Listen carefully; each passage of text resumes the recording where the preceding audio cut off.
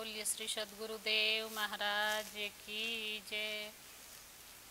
उमापति महादेव की जय। आज આપણે સૌ પરમ કૃપાલુ પરમાત્માની અસીમ કૃપાથી શ્રાવણ મહિના વિશે સાંભળીશું। આજ ખરેખર આપણે શ્રાવણ માસની અંદર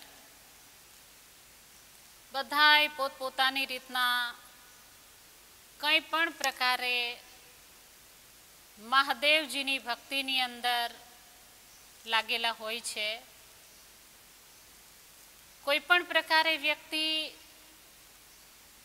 પરમાત્માને રીઝવવાની કોશિશ કરે છે, પરમાત્માની ભક્તિ કરે છે, આરાધના કરે છે, પૂજા કરે છે। આજ આપણે એ સમજવાની જરૂરત છે કે ખરેખર પરમાત્માની ભક્તિ આપણે તો કરી, આપણે પૂજાય કરી છે, આરાધનાય કરી છે, પણ આપણે એ કોઈ દિવસ માર્કિંગ નથી કરતા કે આપણી ભક્તિ ભગવાન સુધી પહોંચી કે નહીં, આપણી ભક્તિથી ભગવાન રાજી થયા કે નહીં, એ આપણે કોઈ દી માર્કિંગ નથી કરતા। વિચાર્યું થોડું છે, આપણને મરજી પડી એ રીતના તો આપણે કરી જ લીધું છે, પરંતુ કીધું છે કે શ્રાવણ માસની અંદર જે પણ કંઈ આપણે કરીએ છીએ થોડુંક સમજીને કરીએ તો વધારે સારું। કઈ રીતના ભક્તિ કરવી જોઈએ, કઈ રીતે આરાધના કરવી જોઈએ, કઈ રીતના ભગવાનની સાધના કરવી જોઈએ, એ આપણે જો તત્વદર્શી સદગુરુ મહારાજજી હોય એમની પાસે જઈને જો આપણે પૂછીએ કે કઈ રીતે હું સાધના કરું, કઈ રીતે હું ભક્તિ કરું કે જેથી ભગવાન પ્રસન્ન થાય, ભગવાનની પ્રસન્નતા માટે શું કરવું જોઈએ, એ આપણે સદગુરુની પાસે જઈને પૂછવું જોઈએ।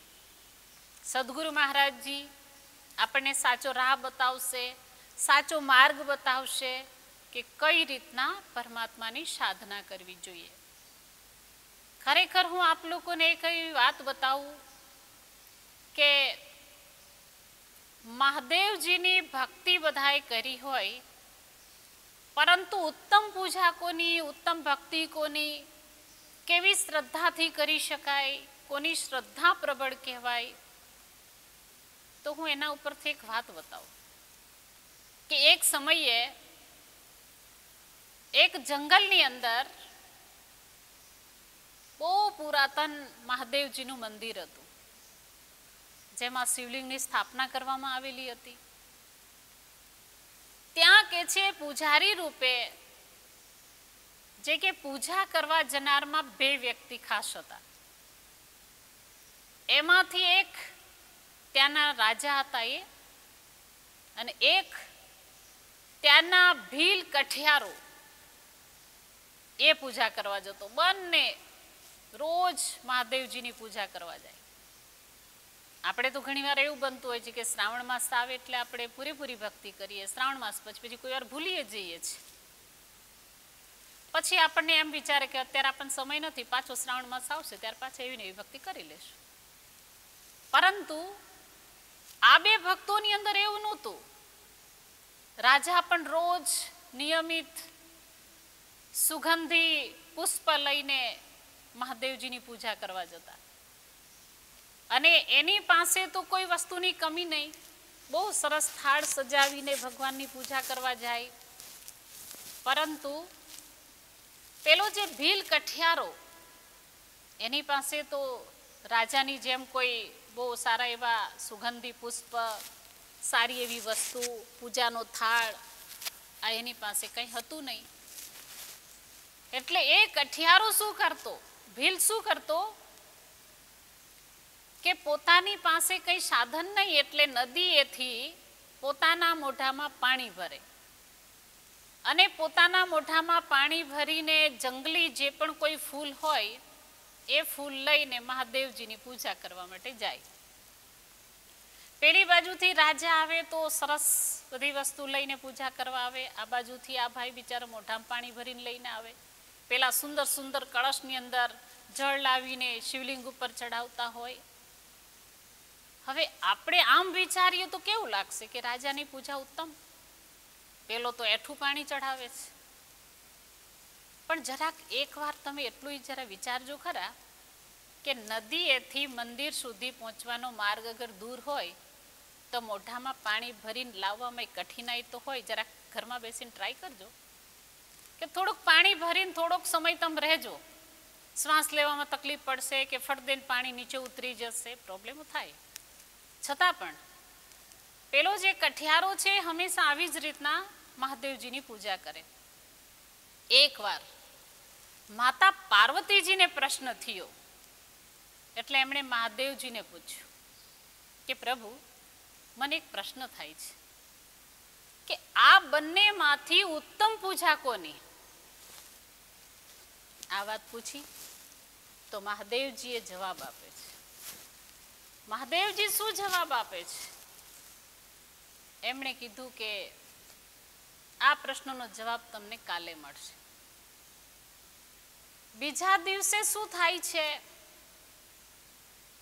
કે એકદમ અચાનક જોરથી ગર્જના થાય છે.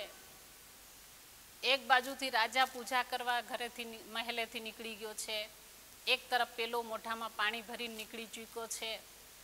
બંને મંદિર તરફ જઈ રહ્યા છે.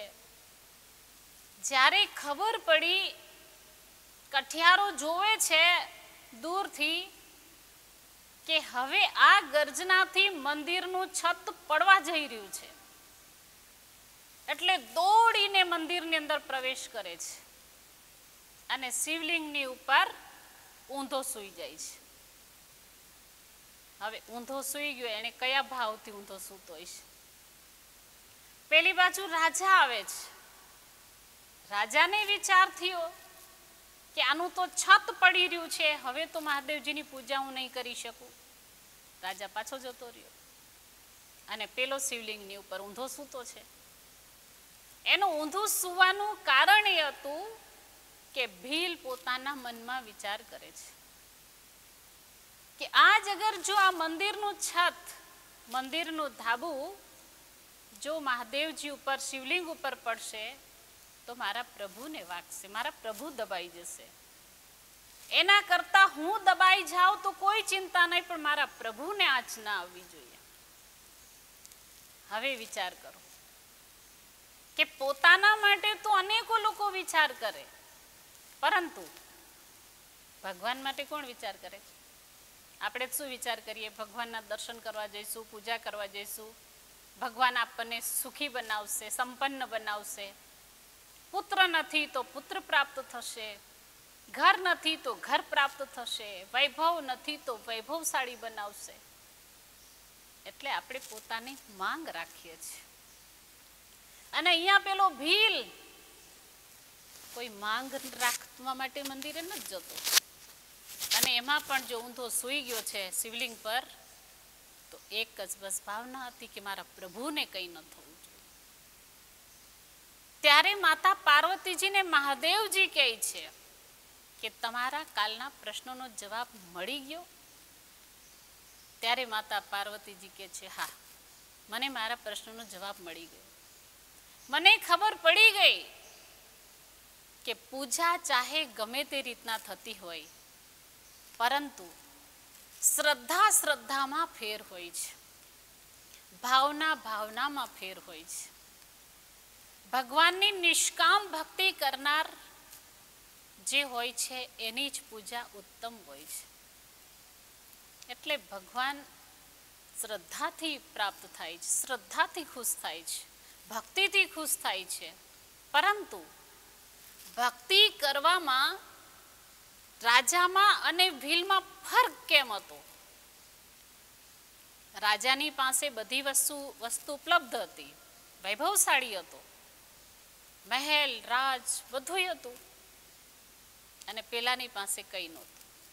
પરંતુ જે વસ્તુ ભીલની પાસે હતી તે રાજા પાસે નહોતી. એ કઈ? ભીલને સદગુરુ મળેલા હતા, ભીલને જ્ઞાન મળેલું હતું. એ કઠિયારાએ જ્ઞાન મેળવીને પૂજા અર્ચના કરી છે. એટલે એને કોઈ પ્રકારની પોતાની સ્વાર્થી વૃત્તિ નહોતી, કોઈ પ્રકારનો એનો સ્વાર્થ નહોતો. સિર્ફ નિસ્વાર્થ ભાવે પરમાત્માને રાજી કરવા માટે, ભગવાનની આત્માને પ્રસન્ન કરવા માટેનો જ કેવલ પ્રયત્ન હતો. બંનેની ભક્તિની અંદર આટલો ફેર હતો. એટલે માતા પાર્વતીજીએ કીધું કે ઉત્તમ પૂજા ભીલની હતી, અને એ જ્ઞાનને કારણે. આવી જ રીતના માતા પાર્વતીજી ફરી પ્રશ્ન પૂછે છે મહાદેવજીને કે પ્રભુ, શ્રાવણ માસની અંદર જે લોકો અખંડ ભક્તિ કરીને તમને પ્રસન્ન કરે છે, તમારી પરીક્ષામાં પાસ થાય છે, તો એને તમે કઈ રીતે મદદરૂપ થાવ છો? તો મહાદેવજી એમ જવાબ આપે છે કે હે ઉમા, જ્યારે પણ મેં વિચાર કર્યું હોય ત્યાં સુધીનો મારો તો એ જ નિર્ણય હોય છે કે બધાયનું કલ્યાણ થાય એવી રીતના હું એને મદદરૂપ થાઉં છું. માતા પાર્વતીજીને એમણે કીધું કે બહુ સમય પહેલાની એક વાત છે કે એક પતિ પત્ની હતા, જંગલમાં નિવાસ કરતા હતા, અને એ બંને બહુ વર્ષો સુધી મારી જ્ઞાન લીધા પછી સાધના કરી, તપસ્યા કરી, ખૂબ મને પ્રાપ્ત કરવા માટે, મારી આત્માને પ્રસન્ન કરવા માટે થઈને એમણે ખૂબ જ સાધના કરી. બધા કાર્યો કરતા કરતા પણ કોઈ દિવસ મને ભૂલ્યા નહીં. એક સમય મને વિચાર આવ્યો, આટલી મારી ભક્તિ કરે છે તો એ લોકો મારી પરીક્ષામાંથી પાસ થાય છે કે નહીં એ જોવા માટે મેં પરીક્ષા લીધી. અને મેં પરીક્ષા કઈ રીતે લીધી કે તેઓ જંગલમાં નાની એવી ઝૂંપડીમાં બંને નિવાસ કરે છે. ખૂબ વરસાદનો સમય હતો. મેં સાધુનો ભેષ ધારણ કર્યો અને હું એમની ઝૂંપડીએ ગયો. ઝૂંપડીએ જઈને મેં એમને કીધું કે આજ મુસળધાર વરસાદ છે, વરસાદને કારણે મારે આશરો જોઈએ છે, મને આજ રાતનો આશરો આપો. બંને પતિ પત્ની ધાર્મિક વિચારોના હતા, જ્ઞાની હતા, સમજદાર હતા. બંને જણાએ આશરો આપ્યો છે, યથાવિધિ એમની સેવા કરી છે. વિશ્રામનો સમય થયો છે. બે પતિ પત્ની, આહુક અને આહુકી નામ હતું. પતિ એના પત્નીને કહે છે કે આપણી ઝૂંપડીની અંદર જગ્યા બે જ જણાની છે, સિર્ફ 2 વ્યક્તિ સૂઈ શકે. તો એમ કરો, એક ખૂણામાં સંન્યાસી મહારાજ સૂશે, સાધુ મહારાજ આરામ કરે, એક ખૂણામાં તમે વિશ્રામ કરો અને હું બહાર વિશ્રામ કરીશ. આવી રીતના રાતનો સમય થયો. એક ખૂણામાં આહુકી આરામ કરે છે, એક ખૂણામાં સાધુ મહારાજ વિશ્રામ કરે છે, અને એના પતિ બહાર વિશ્રામ કરી રહ્યા છે. આમ કરતા રાત વીતી ગઈ. સવારે આહુકી વહેલી ઉઠી પોતાના પતિની પાસે જાય છે, પરંતુ ત્યાં જુએ છે કે બહુ મોટી આશ્ચર્યની વાત હતી. આશ્ચર્ય તો એ વાતનું હતું કે રાતના સિંહ આવ્યો, પોતાના પતિને મારીને ખાઈ ગયો, હાડક્યા બચેલા છે. આહુકીએ વિચાર કર્યો કે મારા પતિનો અગ્નિ સંસ્કાર કરી દઉં. પોતાના પતિના હાડક્યા લઈ અગ્નિ સંસ્કાર કરે છે. પછી પોતે સતી થવા માટે તૈયાર થયા. તેમણે પેલા સાધુ મહારાજને કીધું, મહારાજ, મારા એ અહોભાગ્ય છે, મારા ધન્ય ભાગ્ય છે કે આજ તમે મારી ઝૂંપડીએ પધારેલા છો અને મારે સતી થવું છે. તમે મારી જે ચિતા સળગાવવાની છે એમાં તમારા કરકમલો દ્વારા અગ્નિદાહ દેજો, હું ધન્ય થઈ જઈશ. ખરેખર સજ્જનો, આ એ સમયમાં વાત કહેવી તો બહુ સહેલી છે, પરંતુ સમય બહુ કઠિન છે.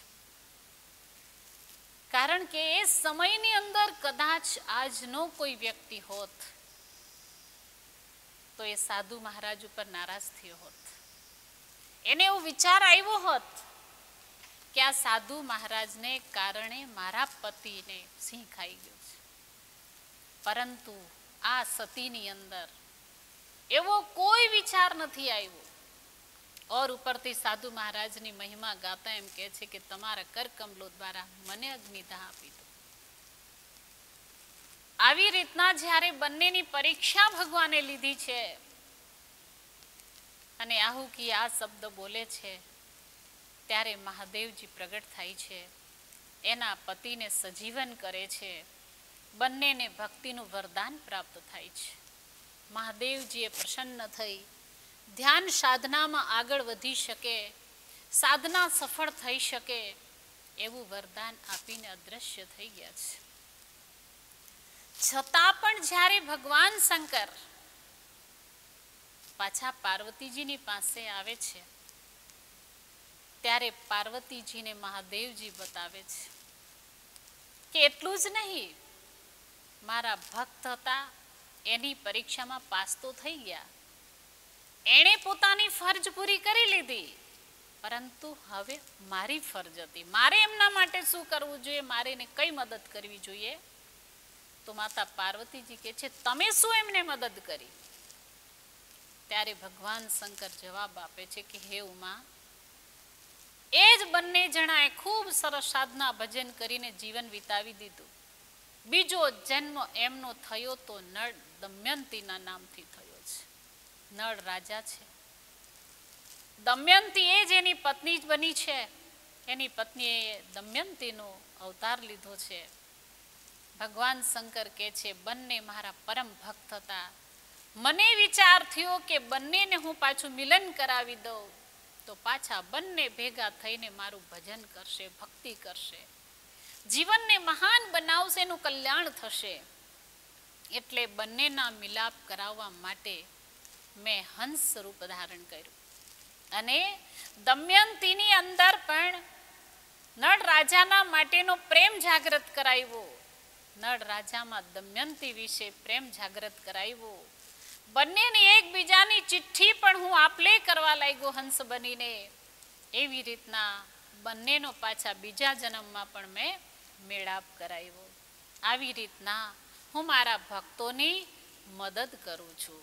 તો વિચાર કરો સજ્જનો કે આપણે હવે આપણી રીતના એ વિચાર કરવાનો છે કે ભગવાન તો ભક્તોની કરેલી ભક્તિ હંમેશા એ તો યાદ રાખે જ છે, પણ ભક્ત સાચી ભક્તિ કરે છે કે નહીં, પોતાની કરેલી ભક્તિ એમના સુધી પહોંચે છે કે નહીં, આ વસ્તુ વિચારતો નથી. આપણે એ વિચારવાની જરૂર છે કે આપણી ભક્તિ સફળ થઈ કે નહીં. હવે આપણે વિચારશું કે ભક્તિ એ લોકોએ કરી તો આપણે કઈ રીતના કરશું, આપણે શું જ્ઞાન લેશું કે જેનાથી પ્રભુ પ્રસન્ન થશે. તો કીધું ખુદ મહાદેવજી પણ સાધના કરે છે. હંમેશા આપણે જ્યાં પણ જોઈએ, તસવીરોમાં પણ જોઈએ, ઇતિહાસોમાં પણ વાંચીએ તો મહાદેવજી હંમેશા ધ્યાન જ કર્યું છે, હંમેશા અંદર પ્રવેશ કર્યો છે. એટલે સંતો એમ કહે છે કે જ્યારે બહાર તમારી વિકટ પરિસ્થિતિ હોય, જેવી રીતના અત્યારે વિકટ પરિસ્થિતિ છે, બધાય મહામારીથી અનેક લોકો પરેશાન થઈ રહ્યા છે, બહુ લોકો દુઃખી છે, પણ સાધુ સંતોનું કહેવું એવું છે કે જ્યારે તમારી પરિસ્થિતિ બહાર વિકટ બની હોય ત્યારે તમને અંદર પ્રવેશ કરવાનું આવડતું હોવું જોઈએ. અંદર પ્રવેશ કરવાનું શીખી લો. કઈ રીતે? એક વાત બતાવો. બહાર ખૂબ વરસાદ પડે છે તો કોઈ પણ વ્યક્તિ એવું નથી ચાહતો કે હું વરસાદમાં 24 કલાક પલળ્યા જ કરું. હવે વરસાદથી બચવા માટે શું કરે છે? પોતે બહારથી અંદર પ્રવેશ કરી જાય છે, પોતાના ઘરમાં ઘૂસી જાય છે. અગર ખૂબ તડકો છે, તડકો સહન નથી થતો, મજૂર લોકો એ કામ કરતા કરતા બિચારા એમ વિચાર કરે કે ક્યાંક ઝાડનો છાંયો હોય તો એ છાયામાં જતા રહીએ. જેનું ઘર છે વિચાર કરે છે કે અમે ઘરમાં પ્રવેશ કરી જઈએ જેથી તડકાથી બચી શકીએ. વરસાદની પરિસ્થિતિથી, તડકાની પરિસ્થિતિથી, આ વિકટ પરિસ્થિતિથી બચવા માટે વ્યક્તિ પ્રવેશ ઘરમાં કરી જાય છે, છાયામાં પ્રવેશ કરી જાય છે. આવી જ રીતના બહારની વિકટ પરિસ્થિતિની અંદર અગર વ્યક્તિ અંદર પ્રવેશ કરી જાય તો એને શાંતિ મળશે. તડકામાંથી વ્યક્તિ ઘરમાં આવે એટલે બેસે એટલે હાશકારો અનુભવે છે. વરસાદથી અંદર આવી જાય, છત્રી મૂકી દે, રેનકોટ મૂકી, રેનકોટ હોવા છતાંય પલળાય, છત્રી હોય તોય પલળાય, પણ ઘરમાં ઘૂસી ગયા પછી પલળાતું નથી. આવી જ રીતના આપણે જપ, તપ, યજ્ઞ, હવન બધુંય કરીએ પણ છતાંય અગર જો થોડાક છાંટા લાગતા હોય તો પછી આપણે અંદર પ્રવેશ કરી જવાનો. અંદર કોને કહેવાય? અંદર કોને કહીશું? ઘરમાં તો આપણે આ શરીરને પ્રવેશ કરાવી દીધું, પરંતુ મનને ક્યાં પ્રવેશ કરાવશું? ઘરમાં બેઠો બેઠો માણસ તો દરવાજા ખોલ્યા વગરનો બહાર નીકળી જાય. શેનાથી? મનથી.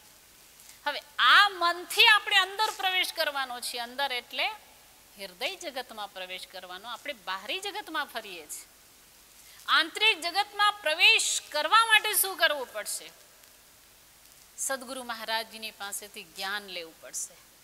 જ્ઞાન દ્વારા આપણે અંદર પ્રવેશ કરી શકશું. ગુરુ મહારાજજી એવું જ્ઞાન આપે છે કે અંદર કેવી રીતના પ્રવેશ કરી શકાય. અંદર બળકર પૌડી ચડકર તું નજારા દેખ લે. અંદર પ્રવેશ કરીને એવો સુંદર નજારો જોવાનો છે, અને બસ એ નજારાની અંદર મહાદેવજી હંમેશા રત રહેતા હતા. હંમેશા મહાદેવજી ધ્યાન સાધનામાં રહેતા હતા. એટલે તો કહેવામાં આવેલું છે, શંકર સહજ સ્વરૂપ સંહારા, લાગી સમાધિ અખંડ અપારા. શું કહે છે કે શંકર ભગવાને એવી સહજ સમાધિ લગાવી કે એ સમાધિની અંદર એમને અખંડ અપાર એવો આનંદ પ્રાપ્ત થાય છે. એ આનંદ આપણે પ્રાપ્ત કરવાનો છે. બહાર આપણે સમજીએ છીએ કે આનંદ છે, પરંતુ એ આનંદ નથી. ક્ષણિક માત્રનું સુખ છે, પણ જે આંતરિક જગતમાં પ્રવેશ કરે છે, હૃદય જગતમાં પ્રવેશ કરે છે, તો હૃદય જગતની અંદર અપાર આનંદ આવે છે. પરમાત્માના સ્વરૂપના દર્શન થાય છે. આપણે એક વાત જાણીશું, આપણે બધાય શિવલિંગની પૂજા કરીએ છીએ. તો આપ લોકોએ જોયું પણ હશે કે જ્યારે પણ કોઈ મંદિર બને છે, મંદિરમાં કોઈ પણ ભગવાનની સ્થાપના થવાની હોય તો મૂર્તિ બનાવીએ છીએ. એને હાથ હશે, પગ હશે, આંખ હશે, બધું ભગવાનની મૂર્તિની અંદર હોય છે. અને એ મૂર્તિનો પ્રવેશ આપણે પ્રવેશ દ્વારથી કરાવીએ છીએ. પરંતુ આશ્ચર્યની વાત કે જ્યારે શિવલિંગની સ્થાપના કરવી હોય તો શિવલિંગને આપણે ઉપરથી એમનો પ્રવેશ કરાવીએ છીએ. શા માટે? આનું શું કારણ? ધ્યાનથી સમજવાની જરૂરત છે. શિવલિંગનો ઉપરથી પ્રવેશ કરાવીએ છીએ એટલું જ નહીં, શિવલિંગને હાથ પગ કંઈ નથી હોતું. આનું શું કારણ? એનું કારણ એ છે કે મહાદેવજીનું જે આ શિવલિંગ છે, મહાદેવજી તો એના હાથ પગ બધું હતું, શરીર હતું, પરંતુ શિવલિંગને એવું શરીર નથી. એનું મતલબ કે એ નિરાકાર સ્વરૂપનું પ્રતીક છે શિવલિંગ. કે પરમાત્મા જેમ સાકાર છે તેમ નિરાકાર પણ છે. એક સાકાર છે, એક નિરાકાર છે. પરમાત્માના બે સ્વરૂપો છે. સાકાર જે દેહ ધારણ કરીને આવે છે એ સાકાર મહાપુરુષ છે, ભગવાન છે. પરંતુ જે એમની અંદર બેઠાલે છે, જે મહાપુરુષ છે, સંસારમાં આવ્યા બધાએ સાધના કરી, તો એમણે જે સાધના કરી એ નિરાકાર શક્તિની સાધના કરી. એમણે જે આપણી અંદર જે જ્યોતિર્લિંગ છે એની પણ સાધના કરી છે. તો આપણી અંદર જ્યોતિર્લિંગ કઈ રીતના? આપણે એમને ઉપરથી જે જ્યોતિર્લિંગને અંદર પ્રવેશ કરાવવામાં આવે છે, જે પણ કોઈ આપણે શિવલિંગ મૂકીએ છીએ તેને ઉપરથી પ્રવેશ કરાવીએ છીએ. એક બહુ સરસ જ્ઞાની લોકોનું મંતવ્ય છે કે એમને ઉપરથી શું કામ મૂક્યું? તો કીધું જ્યારે બાળક માતાના ગર્ભની અંદર હોય છે ત્યારે એની અંદર પ્રાણ શક્તિ, એની અંદર આત્મશક્તિનો જે પ્રવેશ થાય છે એ મસ્તિષ્કથી થાય છે, સહસ્ત્રાર ચક્રથી થાય છે. એટલે તો તમે કદાચ જોયું હશે કે બાળક જ્યારે જન્મ લે છે ત્યારે એનો આ ભાગ જે મસ્તિષ્કનો છે એ બહુ કોમળ નાજુક હોય છે, થોડો ખાડો પડેલો હોય છે. જ્યારે એની અંદર શક્તિનો પ્રવાહ આવે છે તો એ સહસ્ત્રાર ચક્રથી આવે છે. અને જ્યારે પણ સાધુ સંતો સાધના કરે છે અને જે પણ ફકીરોએ, સાધુએ, મહારાજોએ પોતાના પ્રાણ ત્યાગ્યા હોય તો એના પ્રાણ પાછા જ્યાંથી આવ્યા છે, પ્રવેશ કર્યો છે જ્યાંથી પ્રાણ શક્તિએ, ત્યાંથી જ પાછી પ્રાણ શક્તિ એની નીકળતી હોય છે. માયાને કારણે કોઈનો જીવ આંખેથી જાય છે, કોઈનો મોઢેથી જાય છે, અલગ અલગ સ્થાનેથી જીવ જતો હોય છે. પરંતુ જેણે આત્મજ્ઞાનની પ્રાપ્તિ કરી છે, બ્રહ્મ જ્ઞાનની પ્રાપ્તિ કરી છે, જેણે નિરાકાર ઈશ્વરને જાણી લીધેલા છે, અને એ જ્યારે સાધના કરતા કરતા શરીર છોડે છે તો એની પ્રાણ શક્તિ એ એની આ બ્રહ્માંડમાંથી, જે કે મતલબ આપણા મસ્તિષ્કમાંથી સહસ્ત્રાર કમર છે, સહસ્ત્રાર ચક્ર છે, ત્યાંથી એના પ્રાણ નીકળીને પરમાત્માની અંદર વિલીન થઈ જતા હોય છે. આટલી સરસ વાતો આપણા ધર્મ ગ્રંથોમાં છે. એટલે તો નારદજીનું પ્રશ્નના સમાધાન કરતા મહાદેવજીએ એમને પણ આ એક વાત બતાવી હતી કે હે નારદ, જીવની અંદર જ્યારે એક પ્રક્રિયા ચાલે છે, જેમ કે આપણે હાર્મોનિયમમાં જોઈએ છે, હાર્મોનિયમની અંદર 7 સ્વરો હોય છે, એમાં આરોહ અને અવરોહ બંને હોય છે.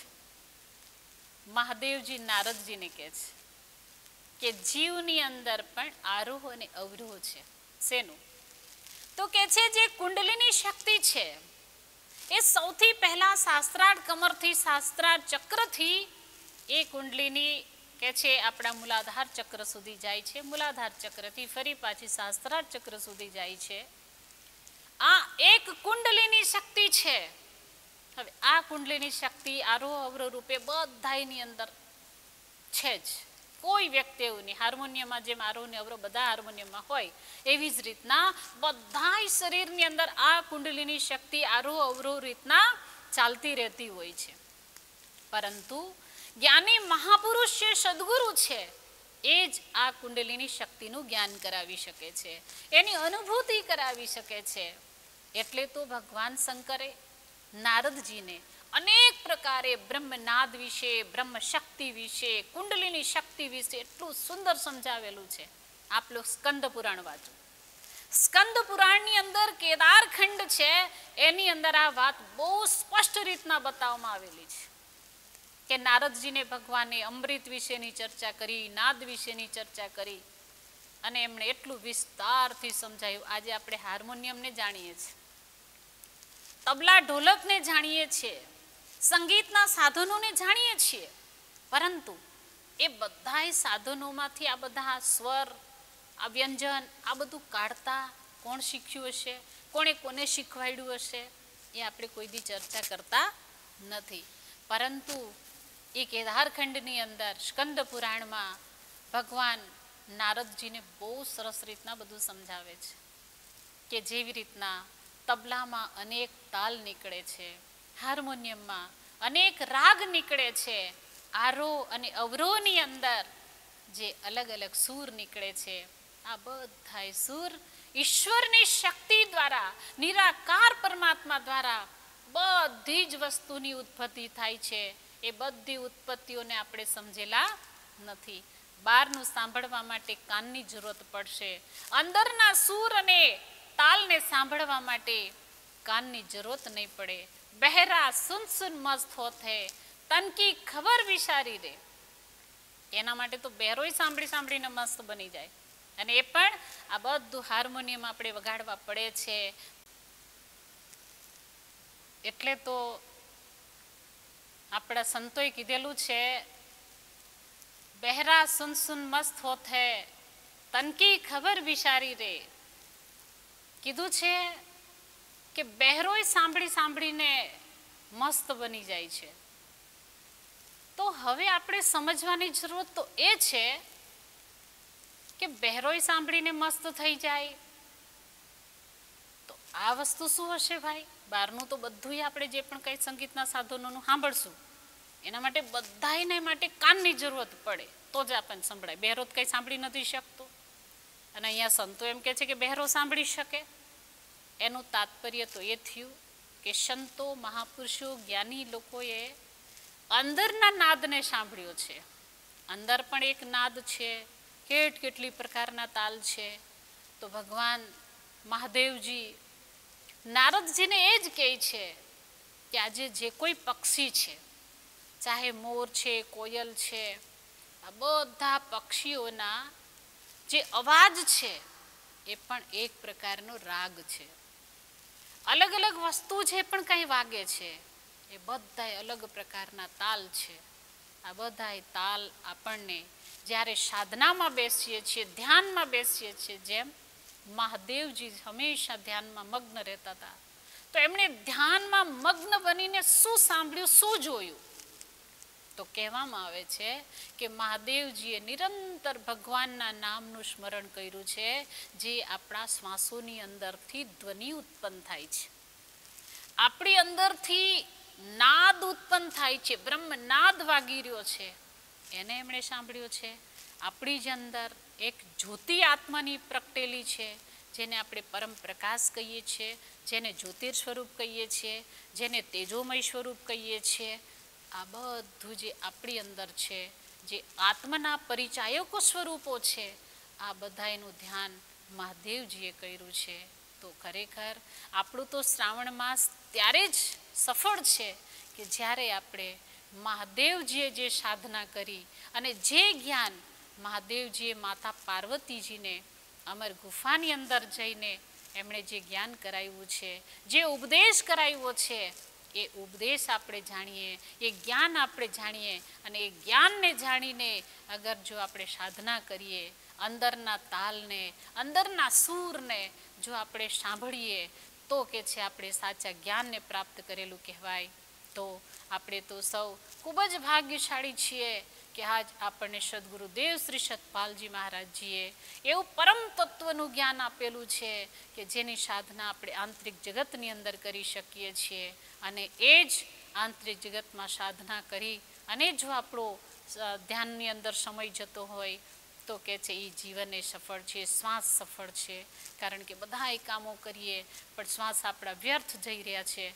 પણ અગર જો એ શ્વાસે આપણે સુમિરન કરવામાં આવે, જો એ જ આપણે મનથી ભગવાનના સ્વરૂપના દર્શન કરવામાં આવે આંતરિક જગતના, તો જીવન સફળ છે. બાકી તમે બહાર ગમે એટલું કરો છો, પરંતુ આપણને ઈશ્વરે બનાવ્યા છે, આપણી અંદર પણ ઈશ્વરે બધી શક્તિ આની અંદર ભરપૂર ભરી દીધેલી છે, પણ આપણે શક્તિનો અહેસાસ નથી કરતા, એ શક્તિનો અનુભવ નથી કરતા. કારણ કે આપણી અંદર શક્તિ નહીં હોય તો આપણે બોલવા સાંભળવાની પણ કોઈ ક્ષમતા હોતી નથી. તો એ શક્તિના પ્રભાવથી જ આપણે બોલીએ, સાંભળીએ, આ બધું કરી શકીએ છીએ. એટલે એ જ્ઞાનને જાણવાની જરૂરત છે. આપ લોકો જરૂરથી કોઈ જ્ઞાની સદગુરુની ખોજ કરો અને આ જ્ઞાનને જાણો.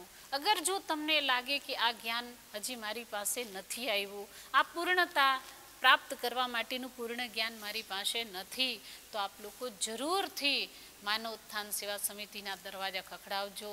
જરૂરથી આ સાચું જ્ઞાન અહીંયા પ્રાપ્ત થાય છે. સદગુરુદેવ શ્રી સતપાલજી મહારાજજીએ જે જ્ઞાન આજ મને કરાવેલું છે, એ જ જ્ઞાનના આધાર પર હું દરેક શાસ્ત્રોની ચર્ચા કરી રહી છું કે એ જ્ઞાન આપ્યું, એ જ જ્ઞાનની ચર્ચા બધા ધર્મશાસ્ત્રોમાં પણ લખેલી છે. અને ખુદ તમે પણ આ વસ્તુને જાણી શકો છો, પ્રેક્ટિકલ અનુભવ કરી શકો છો. તો આ પ્રેક્ટિકલ અનુભવ કરવાનો પ્રયત્ન કરવાનો, એટલે આપણો શ્રાવણ માસ સફળ થઈ જાય, આપણું જીવન સફળ થઈ જાય, અને આ જન્મારો છે એ આપણું સાર્થક થઈ જાય. તો વધુ ન કહેતા મારા વિચારોને વિશ્રામ દઉં છું. સાચા જ્ઞાનને મેળવવાની કોશિશ કરશો અને જીવનને સફળ બનાવશો. બોલીએ શ્રી સદગુરુદેવ મહારાજ કી જય. ઉમાપતિ મહાદેવ કી જય.